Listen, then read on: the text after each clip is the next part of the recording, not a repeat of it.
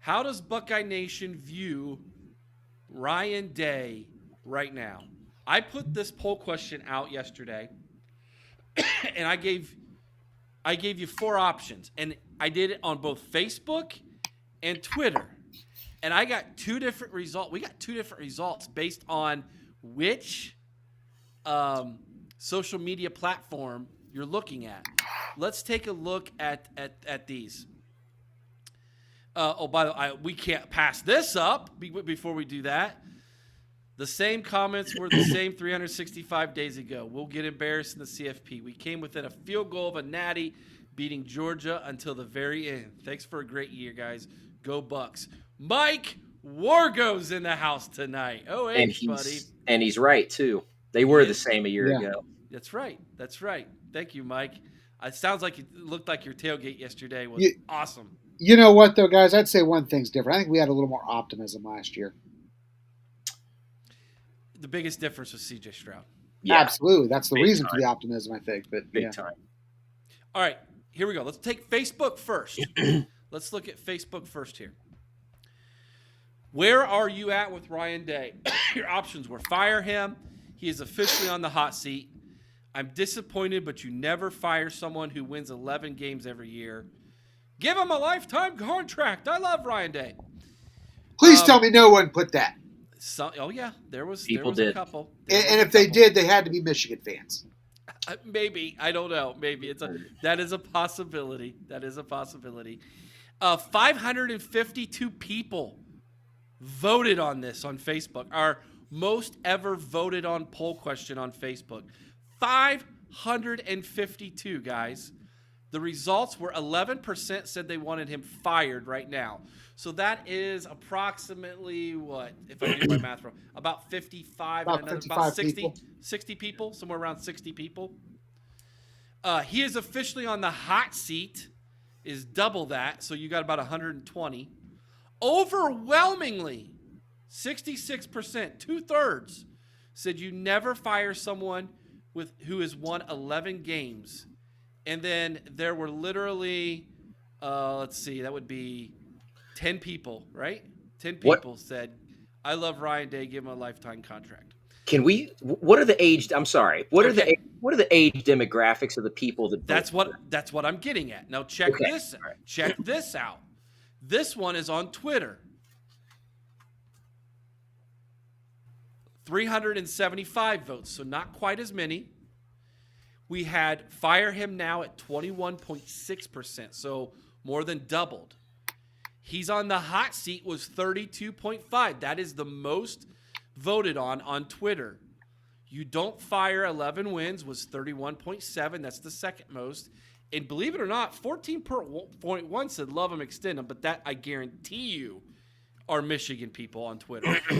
We actually have a lot more followers on Twitter and from the team up north than we do on Facebook. So here's what I want to break down about these results, guys. Facebook is an older demographic. Twitter is a younger demographic. So Facebook, typically the users in their mid to late 30s and older. Twitter, the user is usually late 30s and younger. Okay? So your 20s and 30s are typically on Twitter, and then your older 30s into your 40s and older are on Facebook. So that is usually typically the age difference.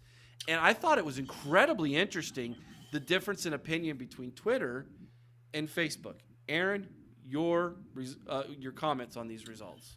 The people on Facebook that overwhelmingly said never fire somebody that wins 11 games, they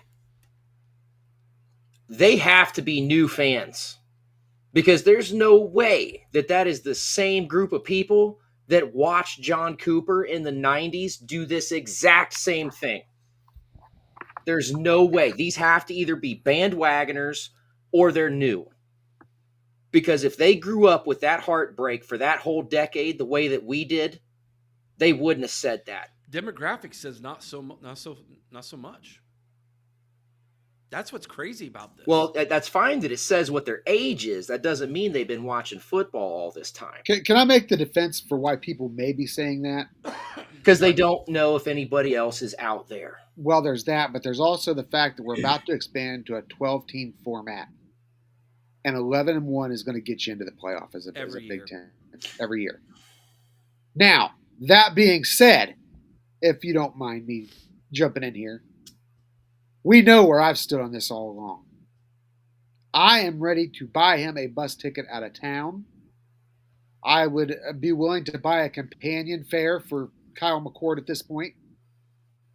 But let me tell you, it's insane to me, like Aaron said, that anybody who lived through the John Cooper years is willing to do this again. It is. It's absolute insanity that you'd be willing to do that. Day has said this. We have said, everybody knows you have 3 jobs at Ohio State. Beat that team up north, win the Big Ten, win a natty. Now, can you do that every year? No. Inconceivable to think you could do that every year. But you know what? The first 2 should be something you're doing at least on a consistent basis. And he's consistently dropping those games. He is 1-3 against that team up north. 1-3. Are you kidding me? 1-5 against teams in the top 5. I was just going to get to that. 1-5 against teams in the top 5. Yes, people will defend him and say, you know what? Well, all of his losses have come to top 12 teams, which I think Oregon was the one outside the top 10. But you know what? That doesn't matter. Wargo brings up another great comment. I mean, you want another Cooper comparison? Cooper was 2-0 against Notre Dame. So is Ryan Day. Yeah. I mean, and it doesn't matter. It's not Michigan. Okay, let me break this down for you in a way that is very interesting to think about. And I don't want to get into the weeds about all of this because Chris brings up a very good point. If we don't win, okay, let's say next year we don't lose, we lose to Michigan again. Michigan goes on to the Big Ten championship game, and their star running back or quarterback gets hurt in that game. They go on to the college football playoff and lose in the first round because it's a completely different team at that point. We don't go to the Big Ten championship game, but we spend that week getting prepared for the CFP. We then go to the CFP and we run the table and win a national championship. We are about to embark on NFL 2.0 in college football. And we have made the argument, and we actually talked about this with Mike Wargo. We've made the argument that Cooper had teams that probably would have won national championships. At least two. Maybe 3. So maybe that's the argument people are saying when they say you don't get rid of a coach who goes 11-1 because you don't know what's going to happen in the playoffs. And that is an argument that can be made. It's not one that I necessarily like at this moment because of my emotions of losing that game again, but it is an argument that you can make. And only time will tell. Only time will tell. I mean, how many times, Aaron, have we seen in the playoffs? The Bengals did it a couple years ago. I think the Giants did one year where they were like the 6th seed and they were they won every game on the road, and then they beat Brady in the Super Bowl. And they were the Steelers, if I'm not mistaken, I think and I'm not talking everything trash. goes back to the Steelers with Well, it's because they are the first and perhaps only team, if I'm not mistaken, to go in as the lowest seed in the playoffs and win the Super Bowl. The Giants did it. The Giants did it too? Okay. Yeah. All right. I knew it was 1 or 2 that teams. Was over Brady's super team, if I'm not mistaken. Yeah. Moss, and they were 13-0 going in. Good old Eli Manning. Yeah. So it's doable. Yeah. Michael Strahan was on that team. Yep. That did that. Brian, you're right though, man. Hot seat's getting hot, man. It is. Yeah. It is. So let me ask this follow-up question. Is Ryan Day officially on the hot seat, Chris? He better be. Like I said, my opinion is he should be run out of town right now. But the fact is, he's on the hot seat. And I'm not so sure, guys. It would not surprise me. I mean, we've seen rumors flying around already about him possibly piquing interest from the NFL and from even other college programs. I don't know that I'd be that surprised to see him make a move. Brian, it's not going to happen. First off, so it's not. I'm not even going to entertain that because I don't even think it's going to happen. Vrabel would really be the only person that he could call at this point. You're not calling Fickle. Nope. He just went 7-5 this year at Wisconsin. Yeah, He's in his first year. He's not going to leave after 1 year. Brian Hartline's not ready. Brian Day doesn't even trust him to call plays. there's one other call you make, but it would be so controversial. Urban Meyer. Yeah. And I don't. I think don't think it would be controversial with Ohio State fans. I don't think it'd be controversial No. at all. I think the controversy comes in how many freaking loaded Brinks trucks is it going to take to unload at his front door to get him to come out of retirement? Not And as many. back not into as many as you think. I don't Not think, as Aaron. many as you think. I don't know because I mean, Even if he comes in for 3 to 4 years to right the ship and groom a predecessor, hopefully better than the Yahoo we got in there right now. Well- but then again, you have to ask yourself, Day was his handpicked choice to succeed him. exactly. Yes. So does that tell me that maybe Urban Meyer is such a control freak that Day wasn't really at the controls as much as we think?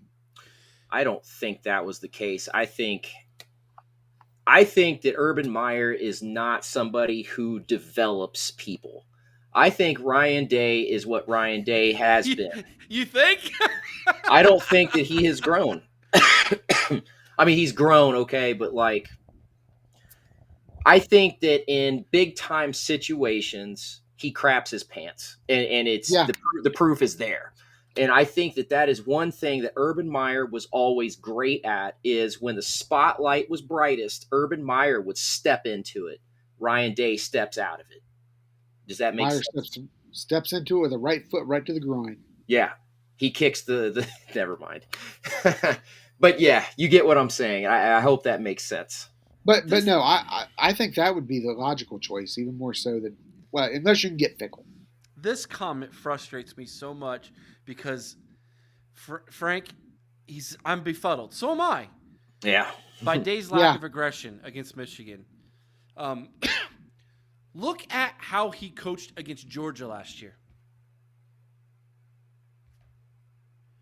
And then this year in the tight games against Notre Dame and against Ohio State, it's like he puckers up. Well, here. Let me interject here.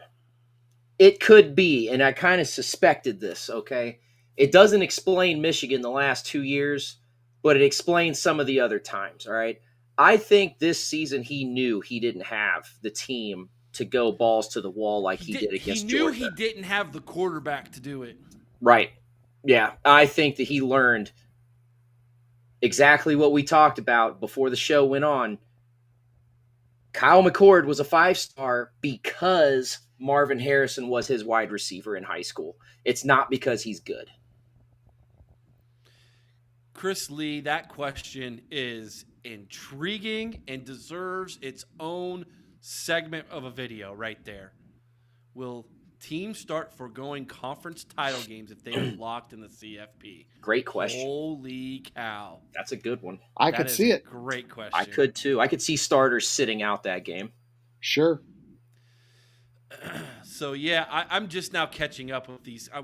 We fell behind like 40 comments, guys. Fantastic job tonight, guys. Fantastic job. All right, let's move on to because we're about to go to overtime. So any last thoughts on this before we go to our final topic for tonight? I would just say, and Nick Quint brought it up, and it reminded me of it. We are getting a new AD. And a lot of times, ADs like to hire their own guy. So I think that if Ryan Day craps the bed again next year, that new AD might go ahead and take advantage of that opportunity. Yeah, it depends who he is and who he wants. And Correct. Who yeah. he likes. Who's available? Or she. Or she, yeah. Yeah. Yeah, right. because it might be Sabo. I would be happy if it was Sabo. Yeah. Remember, she was Gene's assistant. She went to the Big Ten Yep. She went and started working at the Big Ten, and she's a gamer, dude. Like she is incredibly competitive. Yeah. Um, I'm still thinking if you called Spielman, he'd come back as AD. But I just don't think Spielman would not having athletic director experience. I mean, he's in the front office with player personnel decisions. That's different than an AD. AD's all about the money and buildings and things of that nature. It's probably going to be what's his name from Washington State? Chu, is that his name? Chu, That sounds familiar. Who's an Ohio guy and worked at Ohio State, worked his way up the athletic department ranks, and then went to Florida International to be their AD, and then on to Washington State. So he's been gaining AD experience along the way, and he's an Ohio guy.